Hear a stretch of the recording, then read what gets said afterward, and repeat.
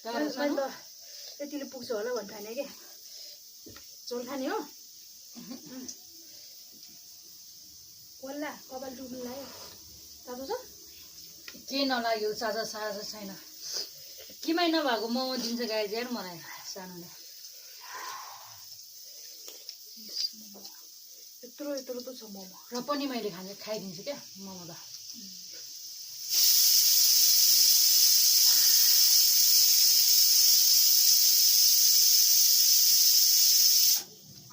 गाई थियो होइन चम्चाले खानुपर्ने थियो अनि हातले खाइदिएको हातले खाँदा त ढेँडो खाएको जस्तै देख्ने रहेछ चम्चामा हाल्नु नि पऱ्यो नि किमा चाहिँ यस्तै ल्याउनु पर्ने रहेछ क्या स्वादाउने है